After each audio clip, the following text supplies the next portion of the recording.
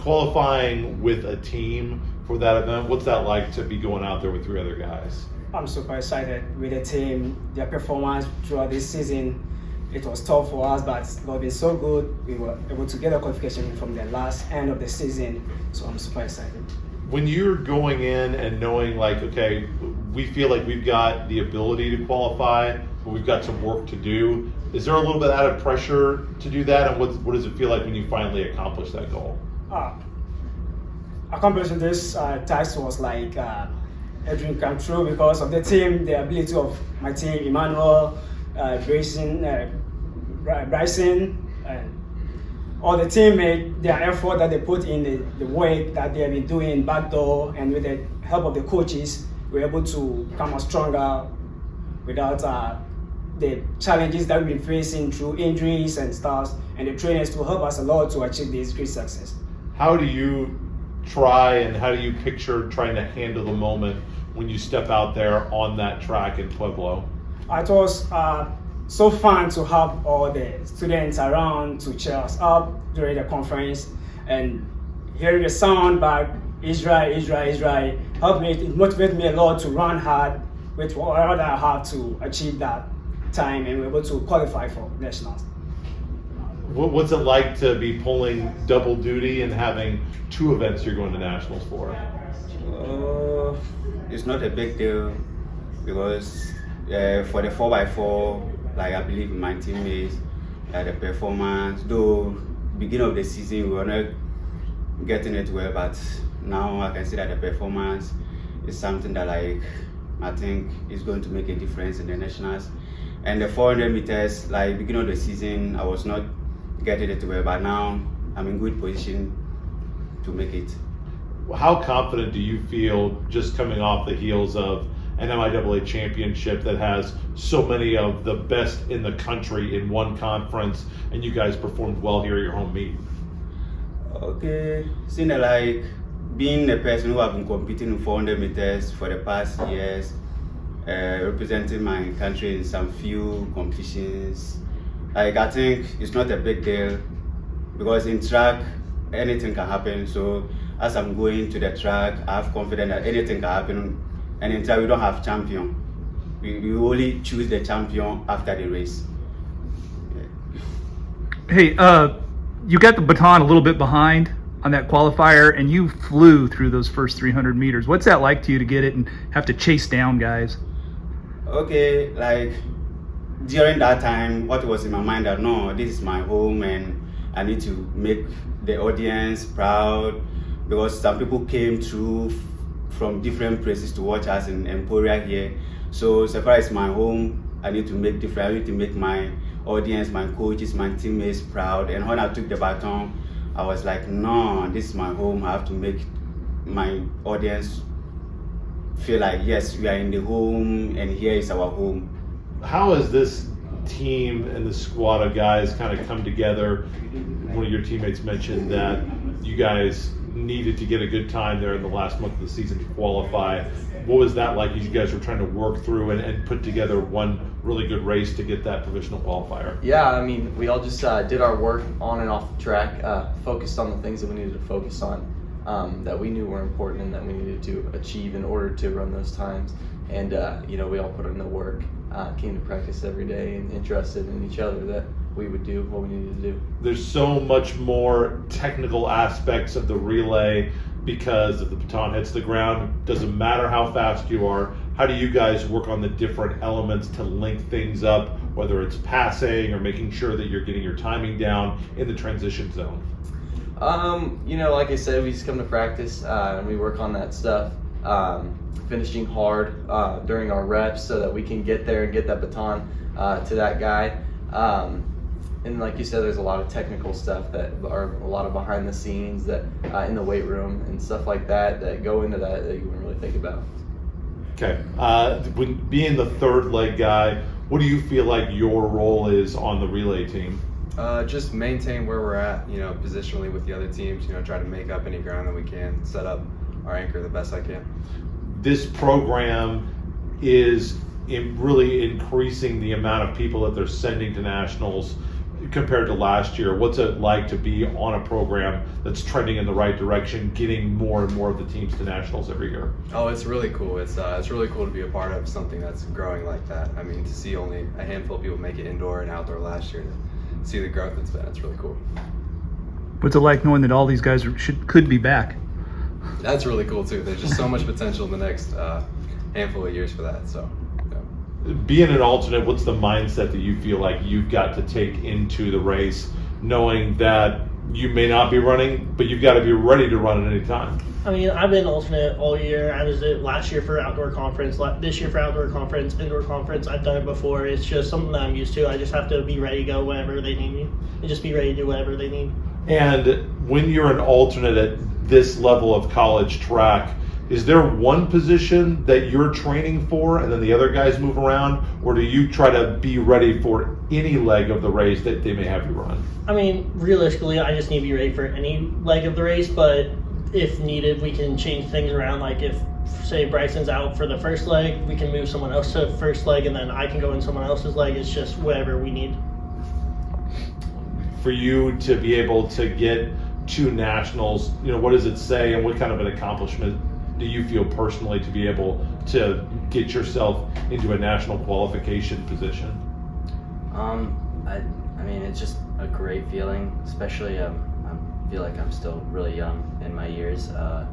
Last year wasn't the greatest season, so coming out and putting in the work and then having a great performance and being able to get into such a huge meet against the best athletes in the nation in Division II is a huge honor.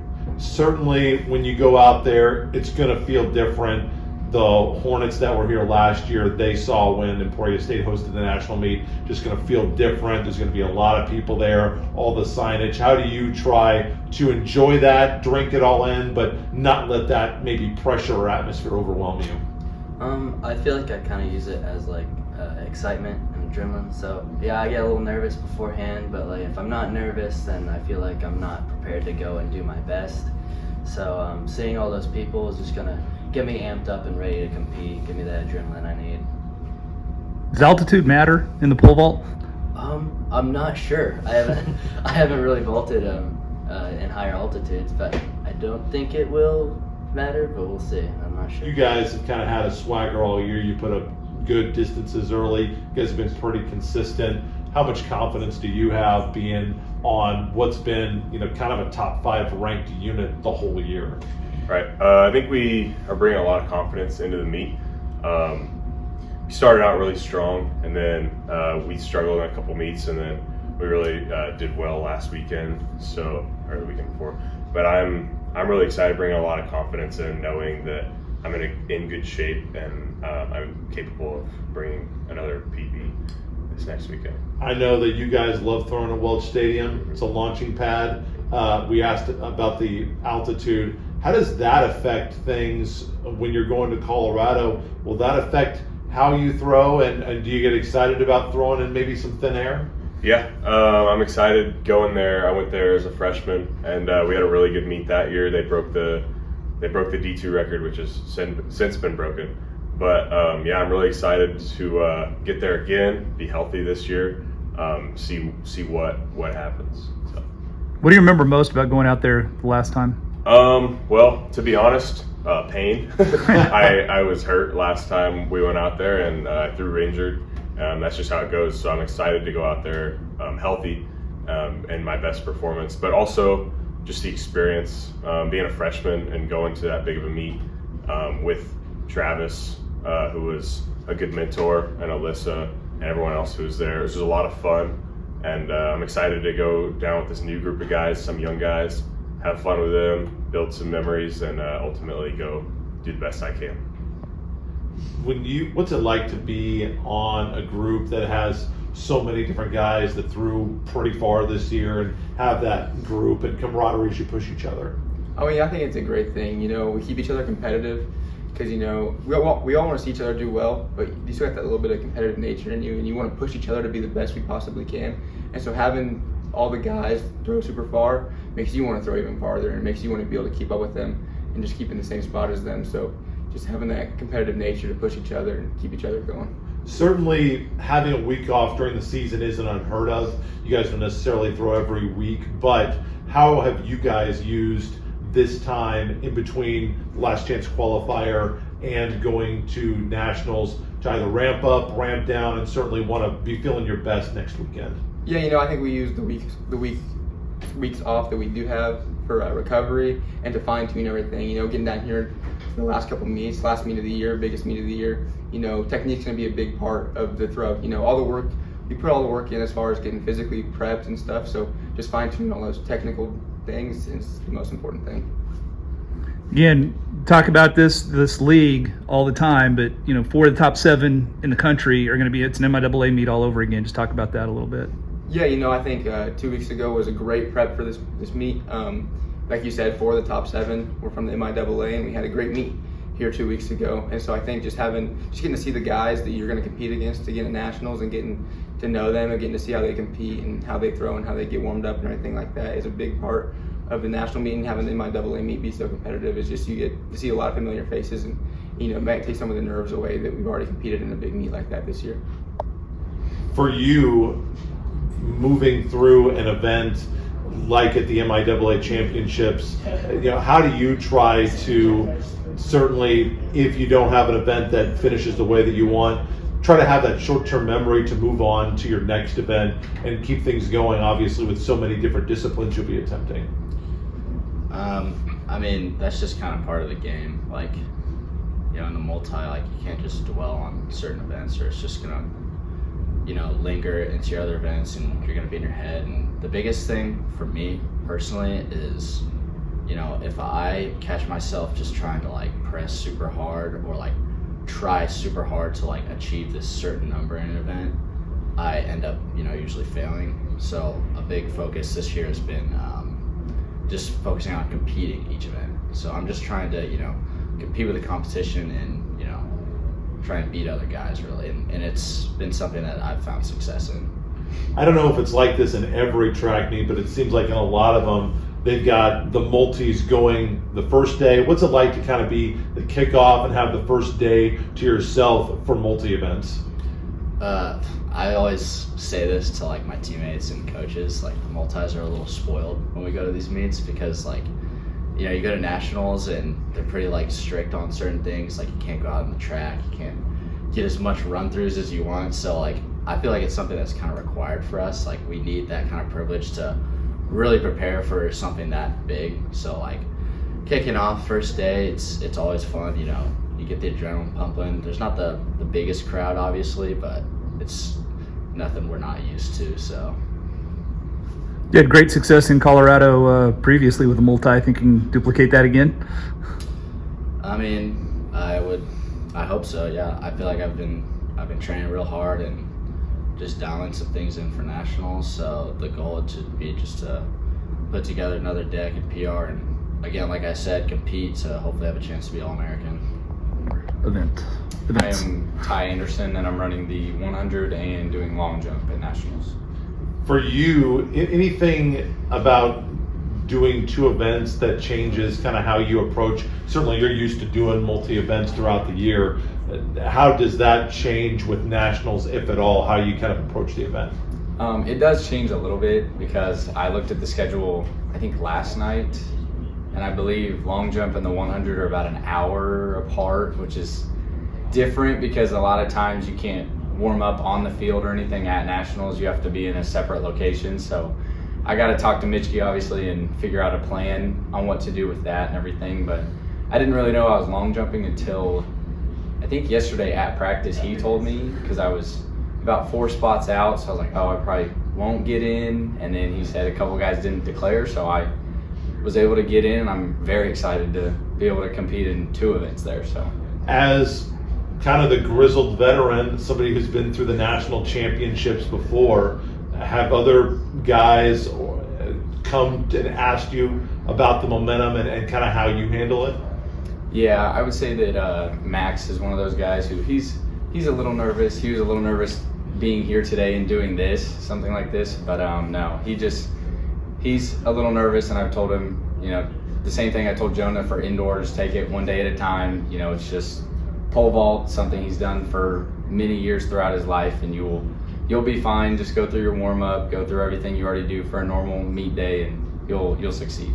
How does hosting a national championship the year before and really seeing the atmosphere, even for the people who didn't compete, how does that help when you guys go on the road and are back in that national championship atmosphere? I think it does help me quite a bit, because going into last year, I didn't know you couldn't practice on your own field and you had to be somewhere else, and you couldn't show up until this certain time, and you were brought out to the field at this certain time. So it's a lot of moving parts for nationals compared to a lot of other meets when they're more free flowing and you can be wherever you want. So I do think it's an advantage for me knowing where I have to go and what I have to do in order to be ready before my races. So.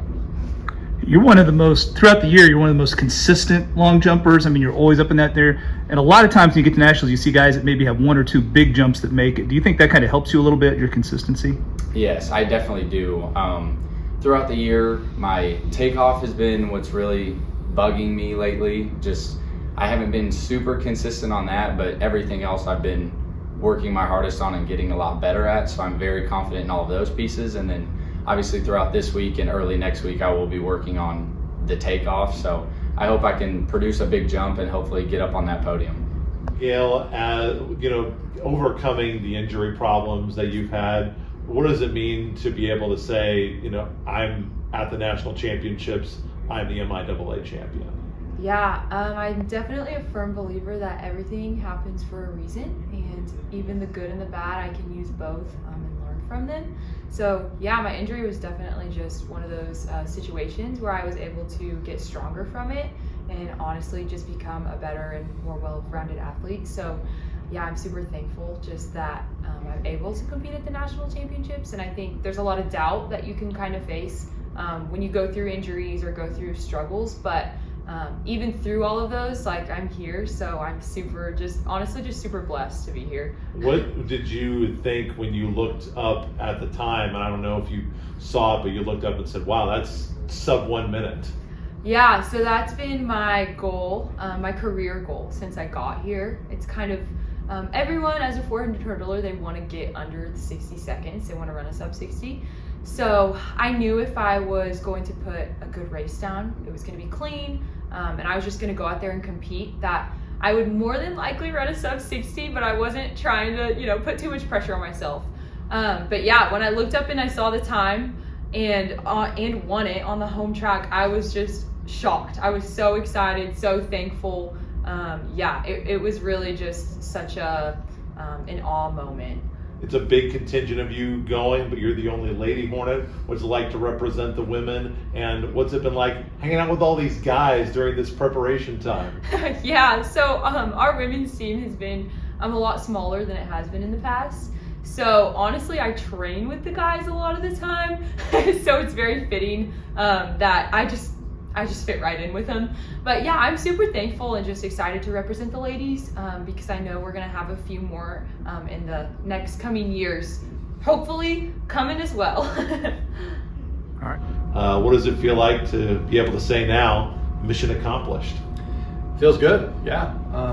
After indoor, we had a good handful, 3 to 4 that had a chance. We're just on the outside looking in. To get 2 out there at Indianapolis was great, but I felt deep down we could have been a little bit more well represented inside. So for us and the guys for sure, and gals obviously, to kind of come back outside and then prove that yes, we do have those kind of kids here and we can develop that. So it's good to feel for sure. I mean, it'd be fun to have that many E's rolling around out there in Pueblo.